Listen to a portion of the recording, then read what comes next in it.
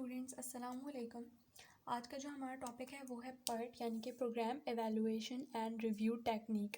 तो इससे पिछली वीडियो में हमने सीपीएम यानी कि क्रिटिकल पाथ मेथड को स्टडी किया था कि उसको किस तरह से सॉल्व करते हैं। इस वीडियो में हम पर्ट के बारे में स्टडी करेंगे कि पर्ट को किस तरह से सॉल्व किया जाता है। ठीक है, तो पर्ट के अंदर क्या क्या चीज़ें सीपीएम से डिफरेंट हैं वो हम ड्यूरिंग द क्वेश्चन ही क्या करेंगे, डिस्कस करते रहेंगे।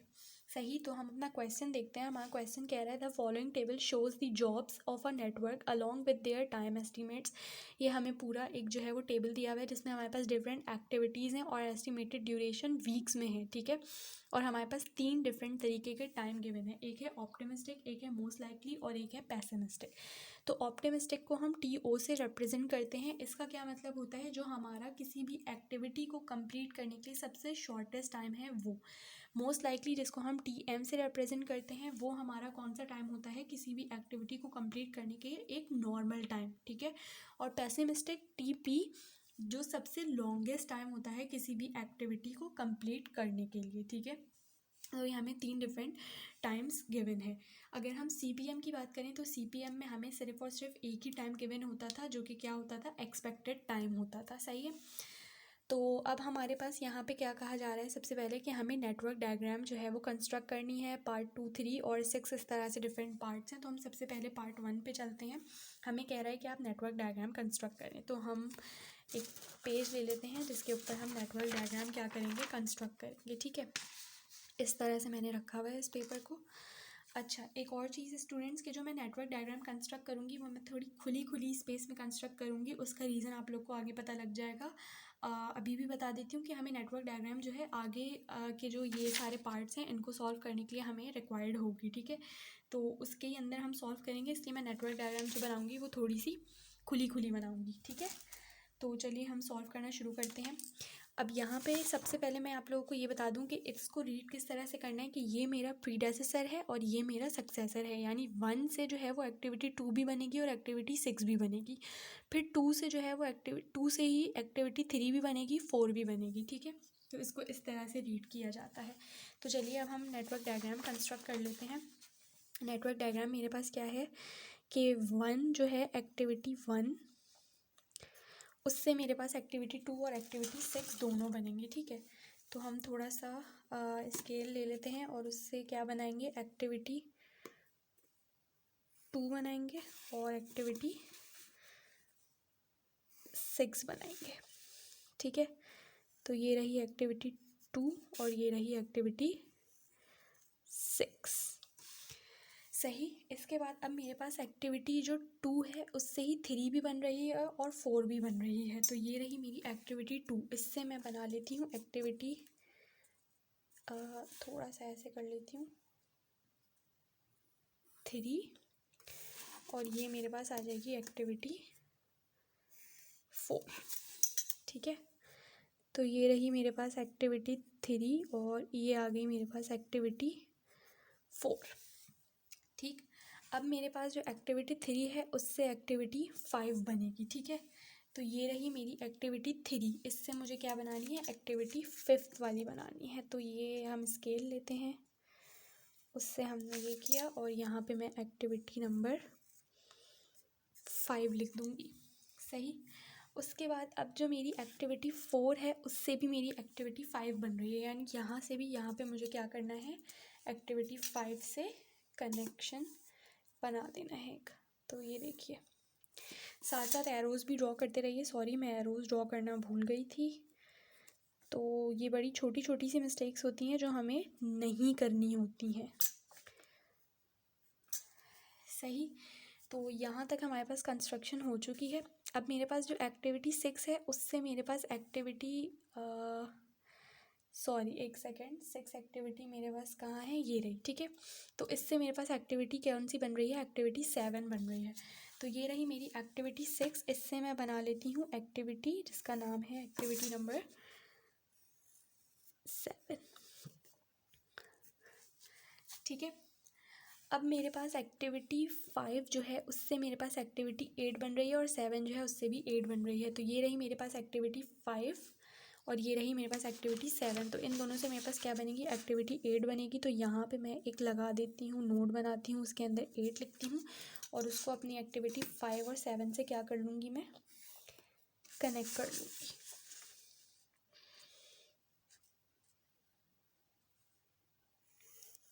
ठीक है, तो ये मेरे पास जो है वो हमारी जो नेटवर्क डायग्राम है वो कंस्ट्रक्ट हो चुकी है। सही।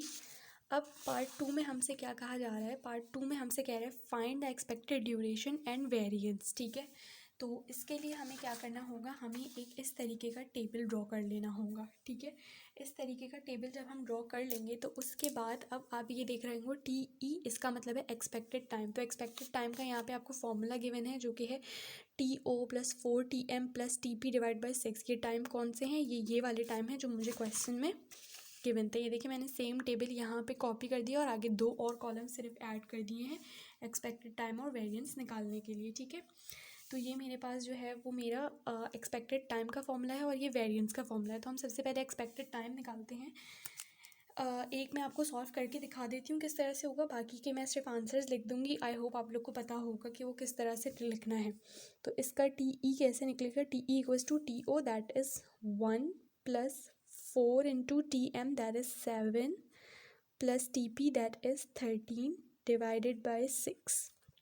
तो ये मेरे पास आएगा 7। ठीक है, इस तरह से आपने सबकी कैलकुलेशन करनी है। तो जब आप कैलकुलेशन करेंगे इसका आंसर आपके पास आएगा 6, अगला आएगा आपके पास 14, देन 5, देन 11, फिर 7, देन 11, देन 4 एंड देन 18। तो ये आपके पास सबके सब एक्सपेक्टेड टाइम्स आ चुके हैं। अब हम चलते हैं वेरिएंस। तो वेरिएंस में भी मैं आपको जो है वो एक करके दिखाऊंगी, बाकी सारों के मैं आंसर्स लिख दूंगी। तो ये देखें, वेरिएंस जो होता है वो होता है मेरे π²। तो π² का फॉर्मूला क्या है, TP - TO / 6 और इस पूरे का होल स्क्वायर। तो TP मेरे पास क्या है, ये रहा 13 - TO मेरे पास क्या है 1 / 6 का होल स्क्वायर। तो ये मेरे पास आएगा 4। सही। अब मैं बाकियों के आंसर्स लिख रही हूँ। ये मेरे पास आएगा 4, अगला मेरे पास आएगा 16, फिर 1, फिर 4, फिर 4, फिर 16, फिर 1 और फिर ये आएगा 16। तो ऐसे हमारे पास पार्ट 2 भी क्या हो गया, कंप्लीट हो गया। अब हम देखें तो पार्ट 3 में हमसे क्या कह रहा है, calculate earliest and latest occurrence of each event. तो इसके लिए हमारे को क्या करना पड़ेगा, हमें फिर से अपनी नेटवर्क डायग्राम के ऊपर आना पड़ेगा और नेटवर्क डायग्राम में जिस भी एक्टिविटी का हमने एक्सपेक्टेड टाइम निकाला है वो हमें इन एरोज़ के ऊपर लिख लेना होगा। ठीक है, यानी कि एक्टिविटी 1 का जो एक्सपेक्टेड टाइम है 1 से 2 वाली का वो है 7। तो ये 1 से 2 पे मैं यहाँ पे लिख देती हूँ 7। सही। उसके बाद फिर 1 से 6 वाली का है 6, तो ये 1 से 6 है, इसका मैं लिख देती हूँ 6। इसी तरह 2 से 3 वाली जो एक्टिविटी है उसका आ रहा है मेरे पास 14, तो ये 2 से 3 वाली एक्टिविटी है, ये है 14।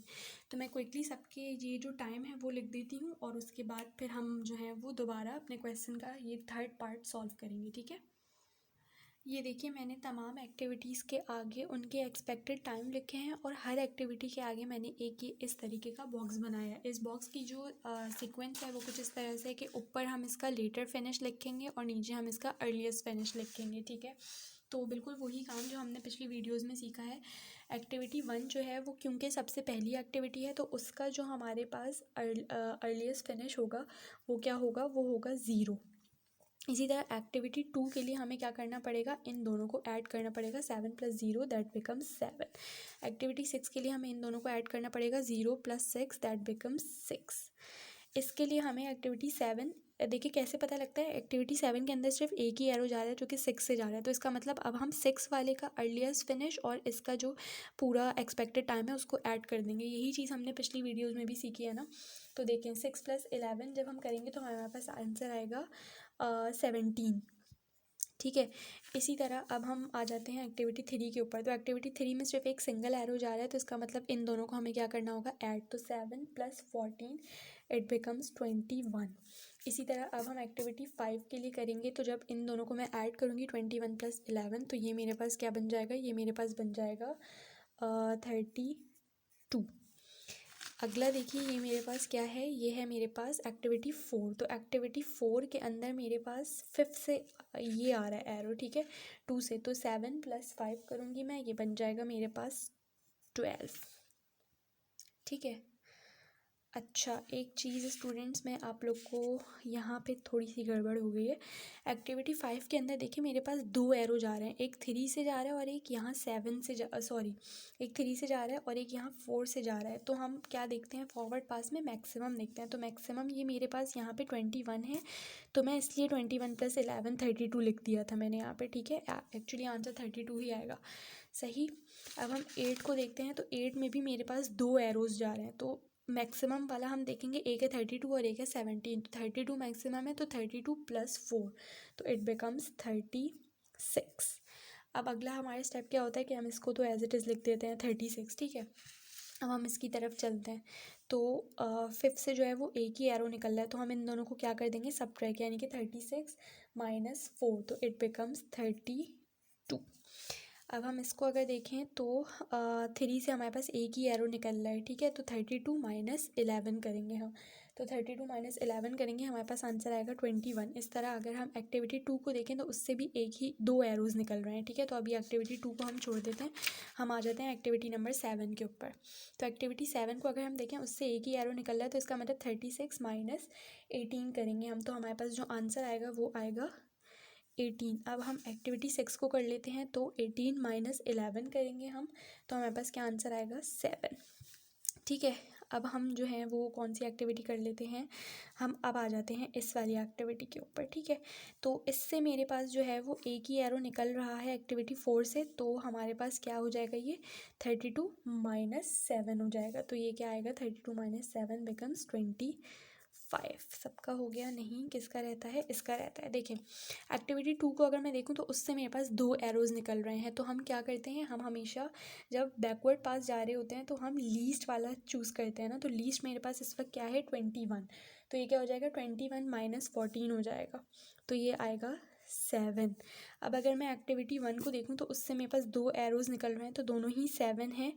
ठीक है, तो हमें क्या करना होगा कि हमें यहाँ पे 0 ही लाना होता है। ठीक है, तो अगर मैं ये वाला ले लूँ तो ये 7 - 6 इट विल बिकम 1, तो इसलिए मुझे ये नहीं लेना, मुझे ये वाला लेना होगा, यानी 7 - 7, तो ये मेरे पास क्या आ जाएगा, ये आ जाएगा मेरे पास 0।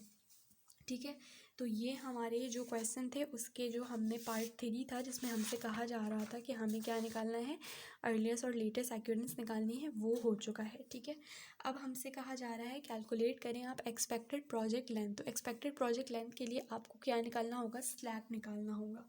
तो हमने स्लैक का फॉर्मूला पढ़ा था। स्लैक का फॉर्मूला क्या था कि हमें LF और EF को आपस में क्या कर देना था, सब्ट्रैक्ट कर देना था।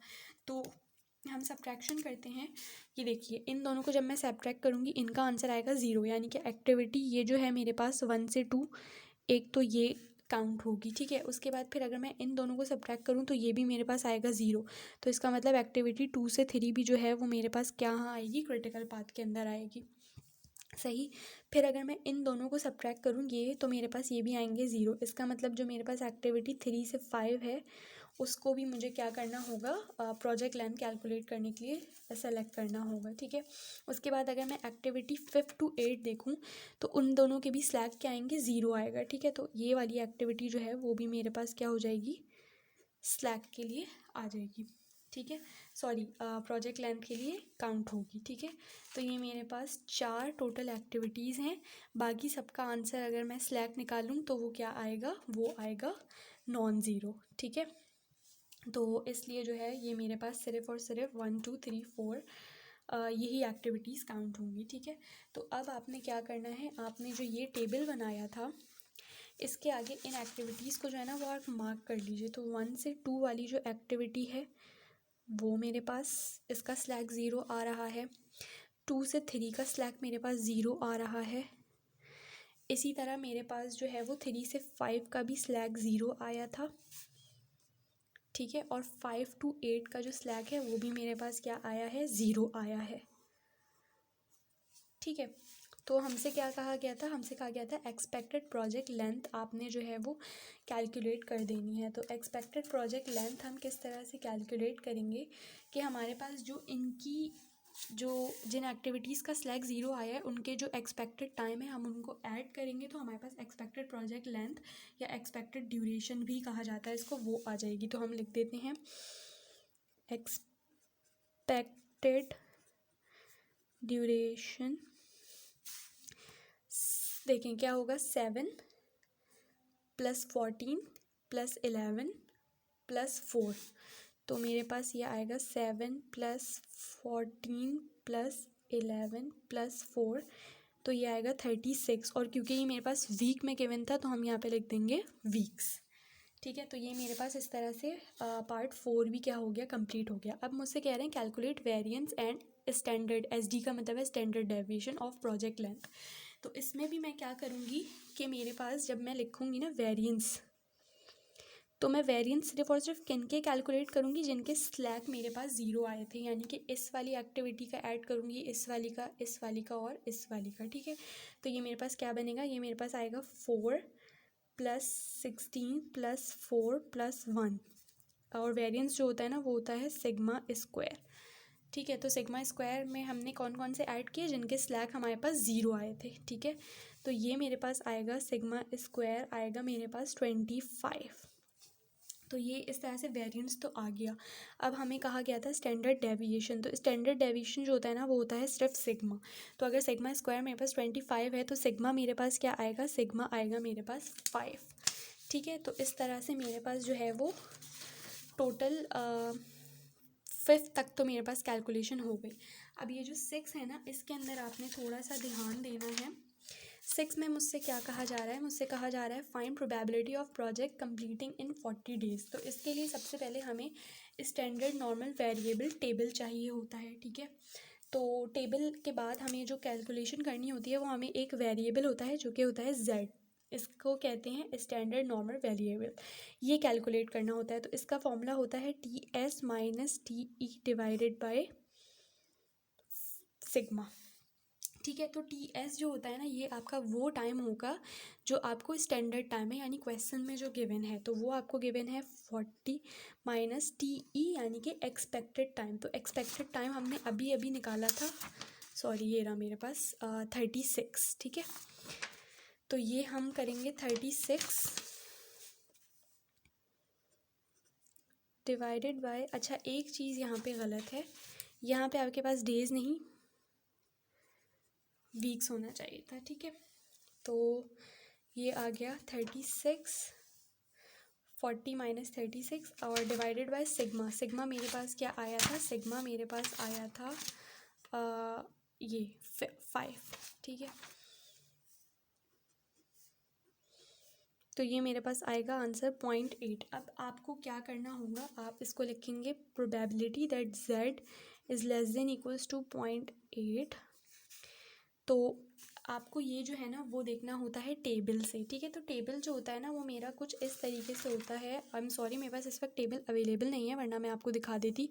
ये मेरा z होता है। ठीक है, और इसके आगे जो है ना वो वैल्यूज़ इस तरह से लिखी होती हैं, और ये होता है 0.0 0.1 0.2 सो ऑन, और एक आएगी 0.8। तो हमें क्या करना है, हमारी वैल्यू आई है 0.8, तो इसको हम कैसे पढ़ेंगे 0.800। तो यहाँ से आप 0.8 पे जाएंगे और यहाँ से आप 00 पे, तो जो ये वैल्यू आएगी ना वो आप रीड कर लेंगे। ठीक है, तो यहाँ से अगर आप टेबल आपके पास हो तो आप वैल्यू जब रीड करेंगे तो जो हमारी वैल्यू आ रही है वो आएगी 0.78814। अगर हम इसको परसेंटेज की फॉर्म में लिखें तो ये आएगा 78.814%। ठीक है, तो आई होप आप लोग को ये क्वेश्चन पार्ट का जो है वो क्लियर हो गया होगा। और अगर आपको कोई भी कन्फ्यूजन है तो आप मुझसे कमेंट सेक्शन में लाजमी पूछिएगा। प्लस अगर आपको जो है वो मेरी वीडियो पसंद आई है तो काइंडली लाइक करें मेरे चैनल, लाइक करें वीडियो को, और मेरे चैनल को सब्सक्राइब ज़रूर करें, अपने फ्रेंड्स के साथ शेयर करें। Thank you.